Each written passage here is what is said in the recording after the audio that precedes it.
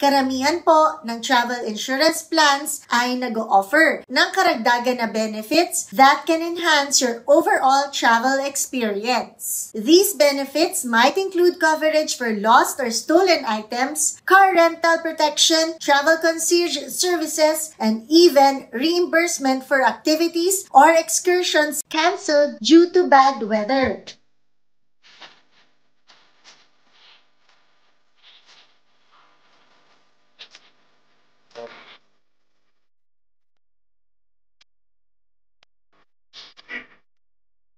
Hi, I'm June Fernando and I'm from Blanford Financials. Kamusta po kayo mga ka-RFF? I hope everyone's keeping safe and well. Madalas ba kayong bumiyahe? Naririnig nyo na ba ang travel insurance? Minsan ako po mismo napapatanong kung kailangan ba talaga ito, lalo na kung meron ka namang sapat na life insurance. At tulad ko po, travel insurance is typically not a priority for most Filipinos when planning for a trip. We usually po kasi consider getting only one only when the airline offers it with flights or when it's required for certain visa applications. Then, napapaisip po tayo, ano nga ba yung travel insurance for flights? Is it really necessary or is it just an unnecessary expense? Sa totoo lang po, some travelers may need it more than the others. Para po makatulong to decide whether to get this type of insurance or not, it is best to understand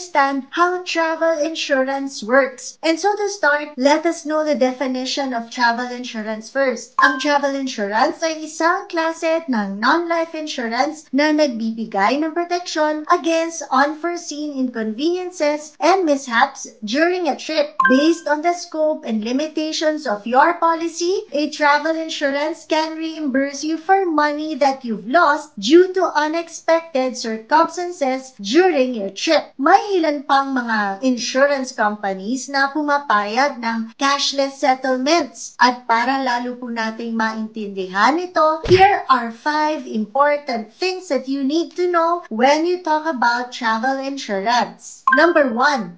What does travel insurance cover? Ang isa sa una nating kailangan malaman pagdating po sa usaping travel insurance ay ang pag-iintindi ng coverage and benefits nito. Travel insurance typically includes coverage for trip cancellation or interruption, medical emergencies, lost luggage, and travel delays. Ngunit, mahalaga din na basahin natin ng mabuti ang policy to know the specific coverage limits and any exclusions that may apply. Tandaan niyo po, different insurance plans offer varying levels of coverages as well. So, it's crucial to pick the one that suits your needs. So, ano ba typically ang sakop sa coverage ng isang travel insurance? Depending on your insurer and package, a travel insurance policy may cover the following. Number 1, medical expenses. One of the key benefits of travel insurance is emergency assistance and medical evacuations in the event of a medical emergency. Habang po ikaw ay bumabiyahe, ang pagkakaroon ng insurance that covers emergency medical expenses and medical evacuations can be a lifesaver. Imagine being in a remote location and needing immediate medical attention. A travel insurance can ensure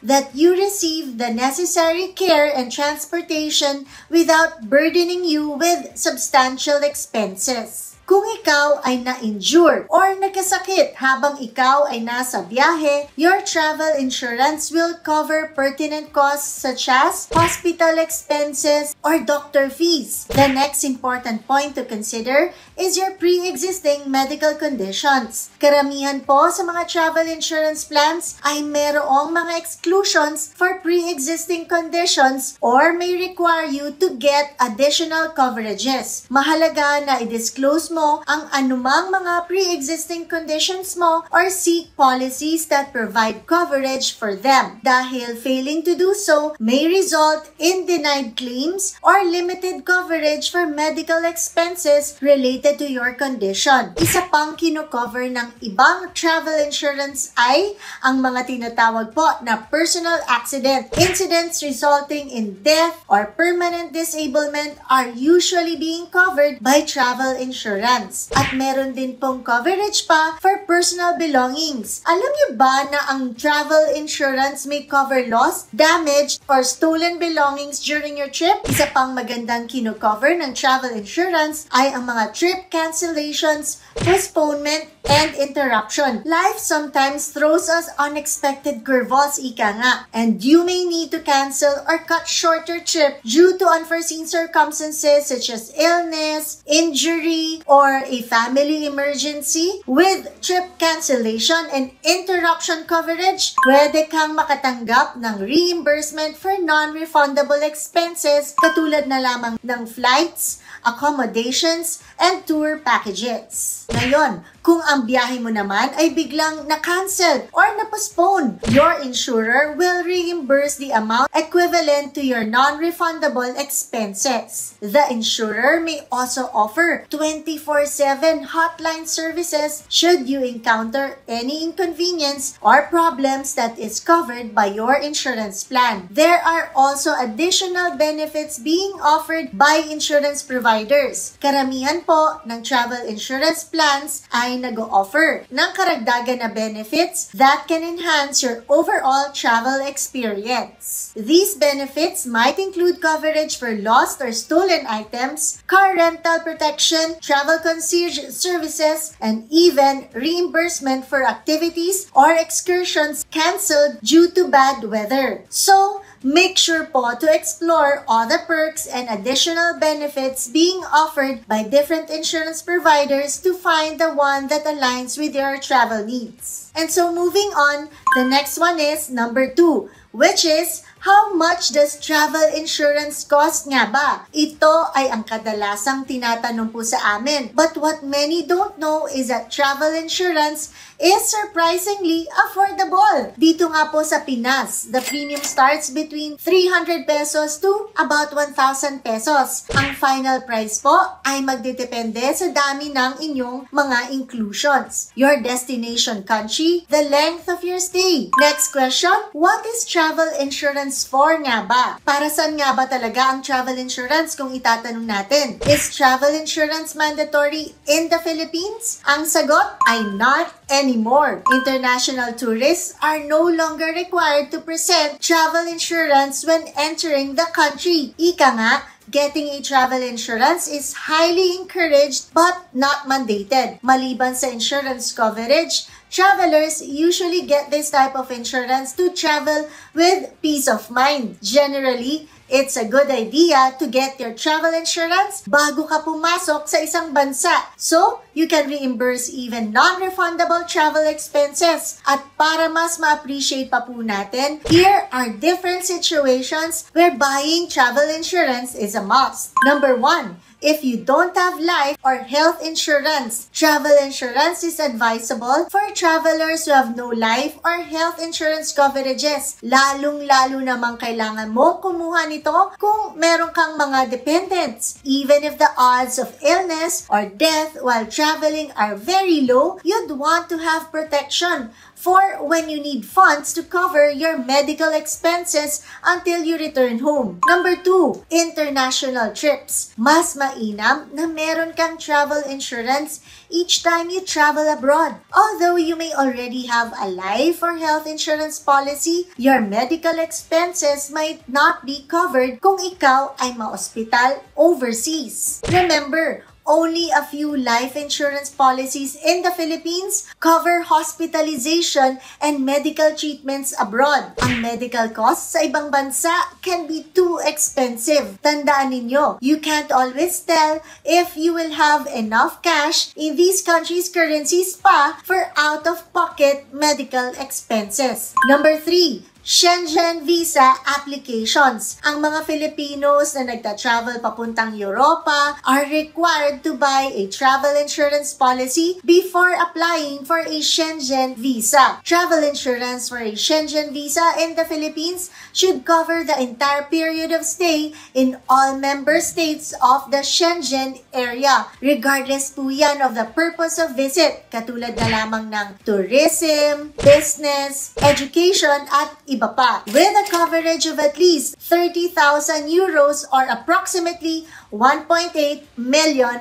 pesos. Para po ito sa mga medical emergencies, hospitalization, and repatriation in case po of death. Also, the insurance policy should come from an accredited Schengen-compliant insurance company in the Philippines. Number 4, expensive trips with prepaid and non-refundable expenses. Ang mga prepaid and non-refundable travel expenses, katulad na lamang ng airline tickets, tours, accommodations mo ba? Cost higher than what you're willing to lose? Are you worried about losing money kung biglaang ang airline mo ay magkansela ng inyong trip? If so, you should get insurance before you leave so that you'll be reimbursed for your travel-related bookings in case po your trip is canceled. As a rule of thumb, subukan mong tignan muna ang bigger picture at suriin mo if the benefits you can claim when the need arises are worth more than the cost you'll shell out kung kukuha ka ng travel insurance. Moving on to our list, the next one is number 4. How do you apply for a travel insurance naman? Simple lang pong kumuha ng travel insurance. First is research insurance providers. Look for companies that offer comprehensive coverages for medical expenses, trip cancellations, lost baggages, and other unforeseen circumstances. And then, compare nyo po yung coverage and the prices. Consider factors like the duration of coverage, limits, deductibles, and exclusions. At pag nakapili ka na, bilhin mo na ito. Most insurance providers in the Philippines offer online purchasing options. Visit the websites of your shortlisted providers and complete the necessary information to buy the insurance plan. Tandaan ninyo na dapat po ay accurate ang ibibigay ninyong personal details to ensure proper coverage. Pagkatapos po nito, intayin nyo lamang ang acknowledgement from the provider para po mabayaran nyo na, then wait for the confirmation or policy, then keep copies of the policy documents. Okay lang na i-print ninyo ito at itago, pero for practical reasons, lalo na these days, consider storing digital copies on your mobile devices or email for easy access nyo din even while you're on travel. And so this leads us to the last but not the least important thing to consider, which is number 5, who offers travel insurance in the Philippines nga ba? If you're not sure where to get travel insurance in the Philippines, check out some on the list of reliable travel insurance providers in the Philippines. Kapag interesado ka na, please feel free to send us a message at info@rampver.com upang matulungan namin kayo. Ang ilan sa mga magagandang providers na nakakapag-offer ng travel insurance ay ang Standard Insurance, Malayan Insurance, AXA, and Pacific Cross. As we always say, ang lahat naman po ng produkto ay lagi naman pong may pluses at minuses. Ang importante lamang po ay we always do our due diligence when choosing your travel insurance. Huwag lang kayo basta-basta magdedesisyon based on the cheapest premium. Compare, ask questions, and remember to read the fine prints. Kung kailangan nyong magpatulong intindihin ang mga produktong nire-review ninyo, huwag po kayong mag-aatubiling sumulat sa amin gamit po ang email na info@rampver.com, and of course, we will be glad to assist you. In the end, many of us learn the importance of insurance the hard way. That is, when it's already too late. Lagi po sana nating tatandaan that we buy insurance not for what it is, but for what it can do for us in the future. Mahirap bumili ng peace of mind. But if you have the opportunity to, go and do it. Siguraduhin niyo pong wag niyong papalampasin ito. So there you have it. Sana po ay may natutunan kayo sa simpleng video na ito. If you have friends or relatives who might be interested of these contents, I hope you can share this with them. And for those who haven't pa din po, please do subscribe to our TikTok and YouTube channels, Rampver Financial, so we can be with you in your investing journey. And before we end, just wanted to share with you as well ang bago po naming goal dito sa aming channel, which is to be able to hit 200,000 subscribers by end of the year. Kasi para po sa amin, the more the subscribers, the more people also that we could help. Kaya pakiusap na lang din po na pakishare ang channel namin sa mga kapamilya at kakilala ninyo. Again, this has been Jung Fernando saying thank you so much for watching, for your continued support, and we'll see you in the next video. Stay safe and God bless.